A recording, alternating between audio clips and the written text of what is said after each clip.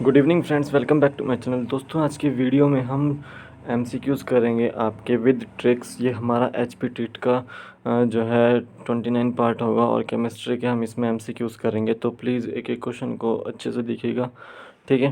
तो चलते हैं इस क्वेश्चन की ओर। लाइक कर दो वीडियो को, शेयर कर दो वीडियो को और सब्सक्राइब कर दो चैनल को। चलो फर्स्ट क्वेश्चन देखते हैं हम। फर्स्ट क्वेश्चन है, how many pi electrons in aromatic ring benzene. देखिए, हमने कल किया था, एक होता है sigma bond and pi bond, लेकिन यहाँ पे पूछा है पाई इलेक्ट्रॉन्स पूछे हैं एरोमेटिक रिंग बेंजीन में। सबसे पहले हम दो तरह की रिंग देखते हैं। एक होती है बेंजीन रिंग जिनको बोलते हैं बेंजीनॉइड्स, एक होते हैं नॉन बेंजीन रिंग जिनको बोलेंगे हम नॉन बेंजीनॉइड्स, ठीक है। तो बेंजीन रिंग बेंजीनॉइड्स वो होंगे जिसमें बेंजीन रिंग होगी, ठीक है, और नॉन बेंजीनॉइड्स वो होंगे जिसमें बेंजीन रिंग नहीं होगी, ठीक है। तो एरोमेटिक रिंग समझते हैं। एरोमेटिक रिंग होती है एक होती है नॉन एरोमेटिक रिंग, ठीक है। जो एरोमेटिक रिंग होती है वो बेंजीनॉइड होती है। जनरली याद रखें वो बेंजीनॉइड होती है, लेकिन ऐसा कोई रूल नहीं है कि वो ज़रूरी नहीं है कि बेंजीनॉइड होती है, वो कोई और से स्ट्रक्चर से भी हो सकती है। और नॉन बेंजीनॉइड जो होती है हमेशा याद रखें वो आपकी नॉन एरोमेटिक होती है। तो हम कैसे फाइंड आउट करेंगे यहाँ पे कि ये एरोमेटिक रिंग जो है बेंजीन एरोमेटिक रिंग है। तो देखिए, सबसे पहले उसमें कुछ पाई इलेक्ट्रॉन्स होते हैं, पाई इलेक्ट्रॉन्स होते हैं, ठीक है। और दूसरा, वो रेजोनेंस शो करती है, ठीक है, वो रेजोनेंस शो करती है। तीसरा, उसमें 4n+2 पाई रूल लगता है, ठीक है, ठीक है। और चौथा, जो भी रिंग होती है वो sp2 हाइब्रिडाइज्ड होती है। तो अगर ये चारों क्राइटेरिया यानी कि पाई इलेक्ट्रॉन्स, रेजोनेंस शो करना, ठीक है, हक्कल्स रूल शो करना और sp2 हाइब्रिडाइज्ड होगी तो वो एरोमेटिक रिंग होगी। लेकिन अगर कोई इनमें से एक करेक्टर एब्सेंस होता है, मान लो कि 4n+2 पाई रूल जो है नहीं होता, तो वो नॉन बेंजीनॉइड रिंग होती है, ठीक है, नॉन एरोमेटिक रिंग होती है। तो हमेशा याद रखें, जो एरोमेटिक रिंग होती है वो हमेशा हक्कल्स रूल फॉलो करती है, हक्कल्स रूल फॉलो करती है। और जो नॉन एरोमेटिक रिंग होती है वो हक्कल्स रूल जो है फॉलो नहीं करती। अब हक्कल्स रूल क्या है? ये आपका 4n+2 पाई रूल है। ये पाई इलेक्ट्रॉन्स को कैलकुलेट करने के लिए रूल दिया गया था। यहाँ पे जो n की वैल्यू है वो ये नंबर ऑफ बेंजीन को डिनोट करती है। ये आपकी 0 1 2 3 कुछ भी हो सकती है, ठीक है। तो देखिए, यहाँ पे हमें पूछा गया है पाई इलेक्ट्रॉन्स कितने हैं बेंजीन रिंग में। तो हमको बेंजीन रिंग स्ट्रक्चर आना चाहिए, ठीक है। ये हमारा बेंजीन रिंग स्ट्रक्चर होता है इस तरह से। तो अब देखिए, यहाँ पे एक बेंजीन रिंग है, एक बेंजीन रिंग है। अकॉर्डिंग टू हक्कल्स रूल हम वहाँ पे n की जगह यूज़ कर सकते हैं 1 और 2 पाई। तो 4 1 जा 4 + 2 = 6 पाई इलेक्ट्रॉन्स। तो हमेशा याद रखें कितने उसमें इलेक्ट्रॉन्स होंगे, 6 इलेक्ट्रॉन्स होंगे, ठीक है, 6 पाई इलेक्ट्रॉन्स होंगे। सी ऑप्शन इसका राइट आंसर है। अब ये तरीका आपको समझ, ये तो आपको पता लग गया होगा कि अकॉर्डिंग टू बेंजीन रिंग हम इसमें कैलकुलेट कर सकते हैं, लेकिन इसका दूसरा तरीका भी होता है। मान लो ये आपको इस तरह की रिंग दे रखी है, ठीक है। अब इसमें बोल दिया है कि आपको पाई इलेक्ट्रॉन्स कैलकुलेट करने हैं। तो हमेशा याद रखें, यहाँ पर आपको बॉन्ड कैलकुलेट करने के लिए नहीं बोल रहा है, यहाँ पर आपको इलेक्ट्रॉन्स कैलकुलेट करने के लिए बोला है। हम बॉन्ड में क्या करते हैं, सिंगल बॉन्ड होगा तो सिग्मा बॉन्ड, डबल बॉन्ड होगा एक सिग्मा एक पाई बॉन्ड होगा, ठीक है, ट्रिपल बॉन्ड होगा तो एक सिग्मा 2 पाई बॉन्ड होता है। तो यहाँ पर ये क्राइटेरिया फॉलो नहीं करना, यहाँ पर ये वाला क्राइटेरिया फॉलो करना जो मैं बताऊँगा। जैसे ये डबल बॉन्ड है, इसमें देखिए यहाँ पर डबल बॉन्ड में 2 पाई इलेक्ट्रॉन्स होते हैं, यानी कि एक डबल बॉन्ड में 2 पाई इलेक्ट्रॉन्स है। तो 3, यहाँ पे 3 डबल बॉन्ड है तो 3 में कितने होंगे, 3 × 2 6, ठीक है। तो C6 ऑप्शन इसका याद रखें। तो यहाँ पर एक क्राइटेरिया स्टेटमेंट बोलता हूँ मैं, all double bonds constitute 2 pi electrons. कितने, जितने भी डबल बॉन्ड्स होते हैं वो कॉन्स्टिट्यूट करते हैं 2 पाई इलेक्ट्रॉन्स, ठीक है। और देखिए जितने भी एनायंस होते हैं वो भी 2 पाई इलेक्ट्रॉन्स कॉन्स्टिट्यूट करता है, बट वो क्राइटेरिया कुछ और होता है। ठीक है, अभी इसके बारे में चर्चा करेंगे। ठीक है, कैटायंस जो है नो आपका कोई भी जो है पाई इलेक्ट्रॉन कॉन्स्टिट्यूट नहीं करते, ओनली एनायंस करते हैं, तो वहाँ पे 0 पाई इलेक्ट्रॉन्स होते हैं। ठीक है, तो हमने देखे यहाँ पे डबल बॉन्ड जितने थे तो उसमें 2 पाई इलेक्ट्रॉन्स होता है, 1 2 3, तो 2 3 को हम 2 से मल्टीप्लाई करेंगे, 6 पाई इलेक्ट्रॉन्स इसका आंसर आएगा। ठीक है, अब जैसे ये देखिए ये वाला स्ट्रक्चर है एक, ये आपका कौन सा स्ट्रक्चर है, ऑक्टा साइक्लो ऑक्टा टेट्राइन है। ठीक है, साइक्लो ऑक्टा टेट्राइन है। अब साफ पता लग रहा है कि आपको ये कि यहाँ पे बेंजीन रिंग नहीं है, तो ये नॉन एरोमेटिक हो सकता है, लेकिन ये एरोमेटिक भी हो सकता है। लेकिन हम कैसे बोल रहे हैं इसको नॉन एरोमेटिक, क्योंकि इसके डबल बॉन्ड कैलकुलेट करो, 1 2 3 4। ठीक है, 1 2 3 4, 4 डबल बॉन्ड है, तो एक डबल बॉन्ड में 2 पाई इलेक्ट्रॉन्स होता है, तो 8 पाई इलेक्ट्रॉन्स इसमें हैं। ठीक है, अब याद रखें कि अकॉर्डिंग टू हक्कल्स रूल या तो आपके 6 पाई इलेक्ट्रॉन्स आएंगे, या आपके 10 पाई इलेक्ट्रॉन्स आएंगे, या 14 पाई इलेक्ट्रॉन्स आएंगे। ठीक है, अकॉर्डिंग टू हक्कल्स रूल। लेकिन अगर आपके पास 8 पाई इलेक्ट्रॉन्स आ रहे हैं, ठीक है, तो वो अकॉर्डिंग टू हक्कल्स रूल नहीं आएंगे। अगर आपके ये 6 पाई 10 पाई 14 पाई इलेक्ट्रॉन्स आते हैं तो आपका जो रिंग होगी वो एरोमेटिक होगी, और अगर आपकी 8 पाई इलेक्ट्रॉन्स आते हैं तो वो अकॉर्डिंग टू हक्कल्स रूल नहीं आ रहे हैं, तो इसका मतलब ये नॉन एरोमेटिक रिंग होती है। तो साइक्लो ऑक्टा टेट्राइन जो है वो नॉन एरोमेटिक रिंग है, नॉन एरोमेटिक रिंग। ठीक है, एग्ज़ाम्पल दूसरा दिखाता हूँ मैं आपको। जैसे हम करते हैं बात, हमारे पास है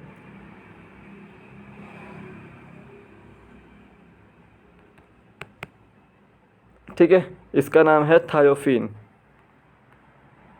यह है थायोफीन। ठीक है, तो देखिए इसमें हमको पाई इलेक्ट्रॉन्स कैलकुलेट करने हैं। सबसे पहले ये पता करना है कि हमारे पास ये जो रिंग है वो क्या एरोमेटिक है या नॉन एरोमेटिक है।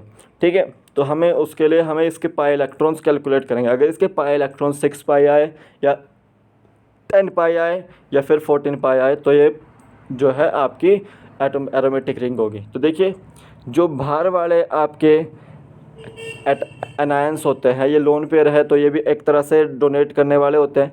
ठीक है, तो ये एनायंस है, तो बाहर वाले जो है आपके एनायंस वो पाई इलेक्ट्रॉन्स कॉन्स्टिट्यूट नहीं करते, ओनली अंदर वाले कॉन्स्टिट्यूट करते हैं। तो 2 ये हो गए पाई इलेक्ट्रॉन्स और 2 ये हो गए पाई इलेक्ट्रॉन्स। तो थायोफीन में 6 पाई इलेक्ट्रॉन्स हैं। तो जनरली क्या है, ये 6 पाई इलेक्ट्रॉन्स बता रहा है, तो अकॉर्डिंग टू हक्कल्स रूल भी क्या होगा, 6 पाई इलेक्ट्रॉन्स ही आएंगे। तो ये यहाँ पर जो है थायोफीन जो है एरोमेटिक रिंग होगी।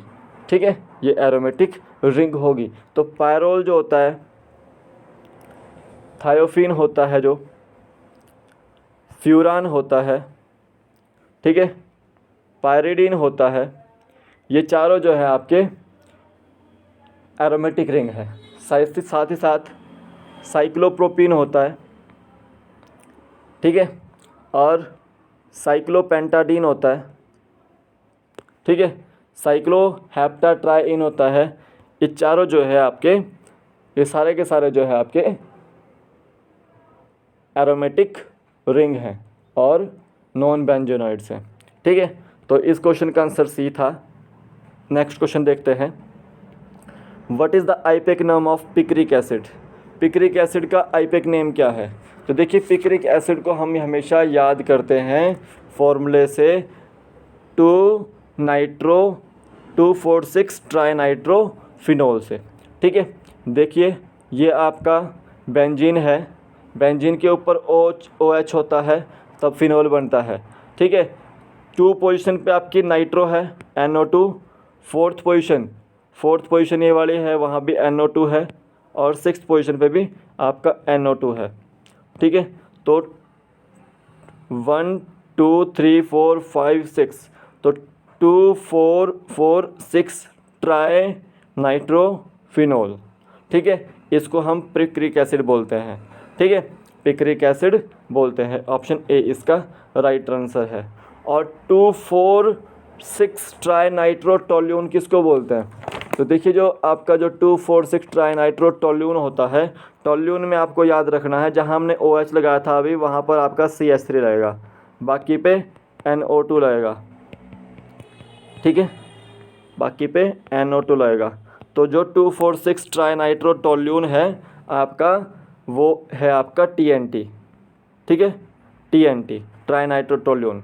बेंजीन 1 2 डाइऑल, बेंजीन 1 2 डाइऑल, यानी कि अगर आपका इस तरह से OH लगा होगा और सेकंड पोजीशन पे भी OH लगा होगा तो बेंजीन 1 2 डाइऑल होता है, उसको क्या बोलेंगे हम? कैटिकोल। क्या बोलेंगे? कैटिकोल। अगर बेंजीन 1 3 डाइऑल है तो यहाँ पर OH लगेगा, यहाँ पर नहीं लगेगा, तो उसको क्या बोलेंगे हम? रेजोर्सिनोल, ठीक है। तो अगर बेंजीन 1 4 डाइऑल होगा यानी कि यहाँ पे OH लगेगा, यहाँ पर नहीं, ठीक है, यहाँ पर इस पोजीशन पे, तो वो होगा क्या आपका? या तो क्विनोल हो गया या फिर हाइड्रोक्विनोन होगा, ठीक है। तो इस तरह से आपको बताना था। पिक्रिक एसिड का फॉर्मूला होता है 2 4 6 ट्राइनाइट्रोफिनोल। ऑप्शन ए इसका राइट आंसर है, ठीक है। नेक्स्ट क्वेश्चन देखते हैं। To get P type doped semiconductor the impurities to be added to silicon should have the following number of valence electrons, ठीक है। तो देखिए अगर हमें पी टाइप डोप्ड सेमीकंडक्टर चाहिए सिलिकॉन का, तो उसमें देखिए कितने वैलेंस इलेक्ट्रॉन्स होंगे। तो देखिए एक होता है एन टाइप सेमीकंडक्टर, एक होता है पी टाइप सेमीकंडक्टर। हम क्या करेंगे, अगर हमें सिलिकॉन का पूछा है, सिलिकॉन आपका 14th ग्रुप होता है पीरियोडिक टेबल का।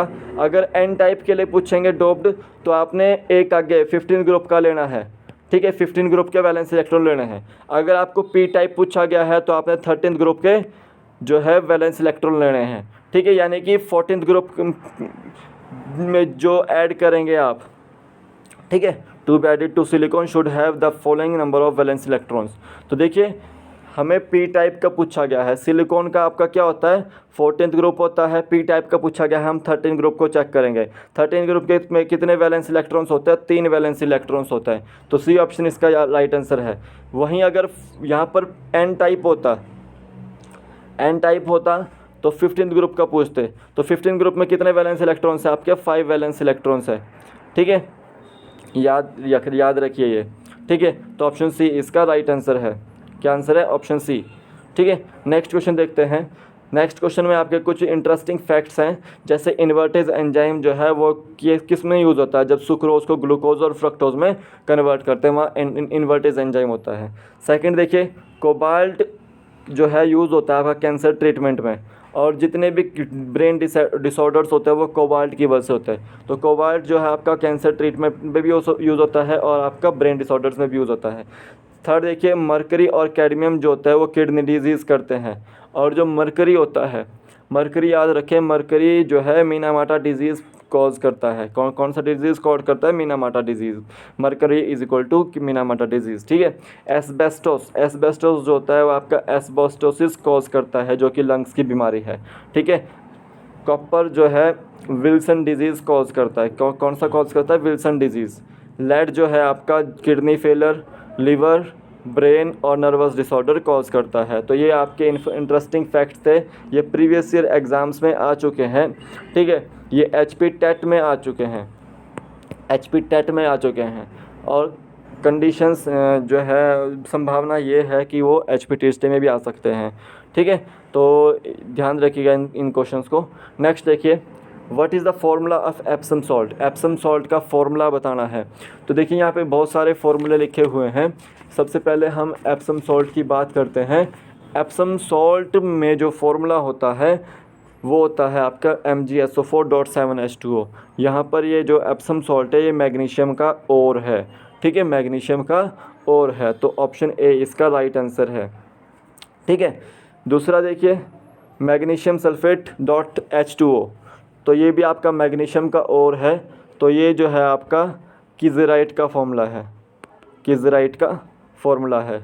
ठीक है, ये आपका एप्सम सॉल्ट का है और ये आपका किज़राइट का। फ़र्क सिर्फ इतना है कि यहाँ पर कोई वाटर मॉलिक्यूल सिर्फ एक है, यहाँ पर 7 वाटर मॉलिक्यूल है। ठीक है, KnO3 ये नाइटर का फॉर्मूला है, नाइटर, पोटेशियम नाइट्राइट। ठीक है, ये चीज़ याद रखें। और ये पोटेशियम का ओर है और ये आपका पर्ल ऐश, पोटेशियम कार्बोनेट, पर्ल ऐश बोलते हैं इसको, K2CO3। ठीक है, और ये भी आपका किसका, पोटेशियम का ओर है।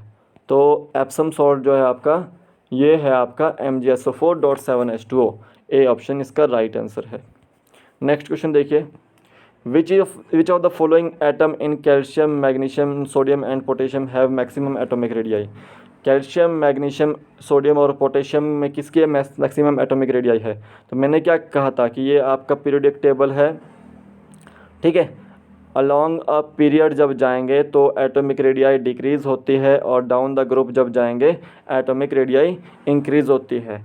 तो देखिए, जो फर्स्ट ग्रुप होता है उसकी सबसे ज़्यादा एटॉमिक रेडियाई होती है। तो फर्स्ट ग्रुप में कौन कौन से आ रहे हैं, सोडियम और पोटेशियम आ रहे हैं। ठीक है, लेकिन सोडियम का एटॉमिक नंबर क्या है, 11 है और पोटेशियम का 19 है। तो जब सोडियम से पोटेशियम की ओर जाएंगे तो डाउन द ग्रुप जाएंगे, डाउन द ग्रुप जाएंगे तो एटॉमिक रेडियाई क्या होगी, इंक्रीज़ होती है। ठीक है, तो यहाँ पर के ऑप्शन इसका, ए ऑप्शन इसका राइट आंसर है। पोटेशियम की एटॉमिक रेडियाई सबसे ज़्यादा होगी। ठीक है, नेक्स्ट क्वेश्चन चलते हैं। Ostwald process is used for preparation of. Ostwald process पूछी है, मैंने आपको एक क्वेश्चन करवाया था परसों चौथे वीडियो में। ठीक है, तो वहाँ पे मैंने काफ़ी सारी प्रोसेसेस करवाई थी, तो यहाँ पे देख लेना आपने। ठीक है, केमिस्ट्री के सारे लेक्चर मैं आपको आई बटन में दे दूँगा ऊपर, वहाँ पर आप देख सकते हैं। तो ओस्टवाल्ड प्रोसेस है वो प्रिपरेशन के लिए होती है, नाइट्रिक एसिड की प्रिपरेशन के लिए। ठीक है, इसमें जो है आपका जो आपका कौन सा कैटलिस्ट यूज़ होता है, वो होता है आपका यहाँ पर प्लैटिनम कैटलिस्ट यूज़ होता है इसमें। ठीक है, प्लैटिनम कैटलिस्ट यूज़ होता है। सल्फ्यूरिक एसिड जो होता है वो आपका प्रिपरेशन जो होती है उसकी कॉन्टैक्ट प्रोसेस में यूज़ होती है with the help of platinum and vanadium oxide. ठीक है, और अमोनिया की जो प्रोसेस होती है वो हेबर प्रोसेस होती है। इसमें आपका आयरन कैटलिस्ट यूज़ होता है और molybdenum as a promoter use होता है। ठीक है, तो नाइट्रिक एसिड की प्रिपरेशन जो होती है वो ओस्टवाल्ड प्रोसेस से होती है। बी ऑप्शन इसका राइट आंसर है।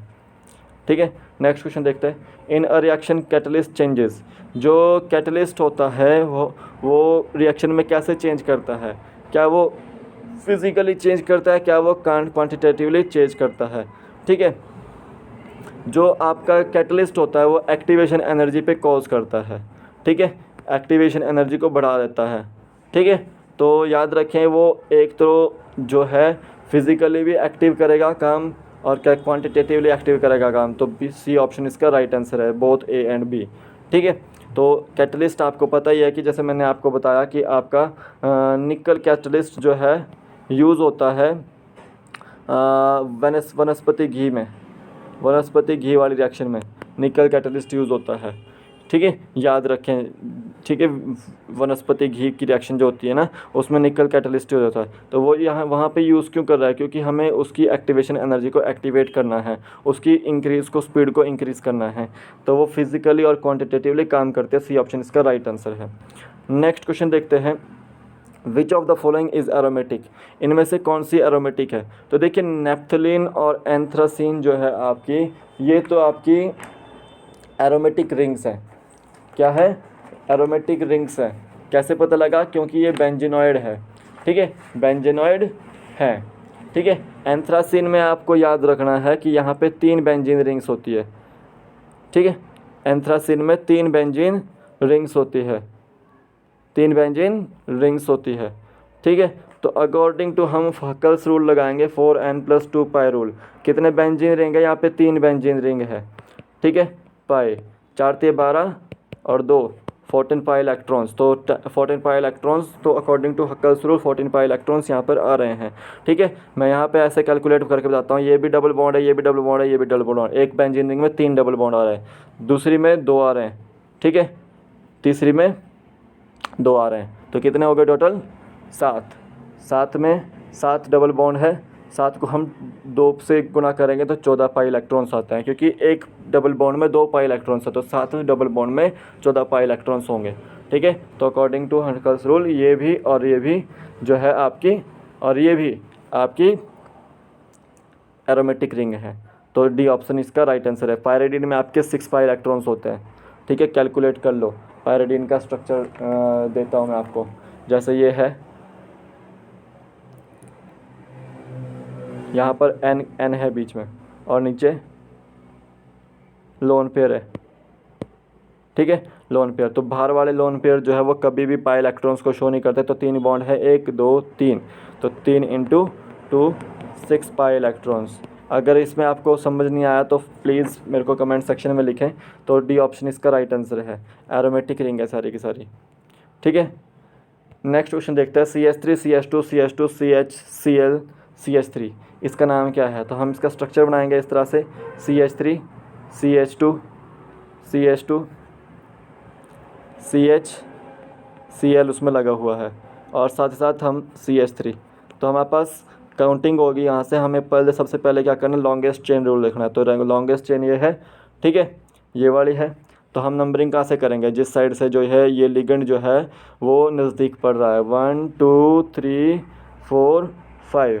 तो देखिए 2 पोजीशन पे आपका क्लोरो है, क्लोरीन है, 2 क्लोरो और 5 की रिंग है पेंटेन। तो इसका आंसर होगा 2 क्लोरो पेंटेन, बी ऑप्शन इसका राइट आंसर है। तो ये आईपेक नेम था आपका, ये करना था, इसको आप देख लेना एक बार अच्छे से, क्योंकि इसमें से काफ़ी क्वेश्चंस बनेंगे। नेक्स्ट क्वेश्चन देखते हैं, which of the following is Lewis base. Lewis base कौन सा है इसमें से? याद रखिए, जो आपके लोन पेयर को डोनेट करता है वो आपका लुईस बेस होगा। ठीक है, NH3 के पास एक लोन पेयर है। ठीक है, तो यहाँ पर आपको साफ साफ पता है कि NH3 के पास एक लोन पेयर होता है, तो यहाँ पे आपका यही लुईस बेस होगा, ऑप्शन ए इसका राइट आंसर है। ठीक है, नेक्स्ट क्वेश्चन से करने से पहले आज क्वेश्चन के इतने ही थे। तो अगर आपको अच्छे लगे हों क्वेश्चंस तो प्लीज़ कमेंट सेक्शन में लिखेगा, और अगर आपको जो है कोई डाउट हो तो प्लीज़ कमेंट सेक्शन में दोबारा से लिखेगा। ठीक है, तो जय हिंद दोस्तों।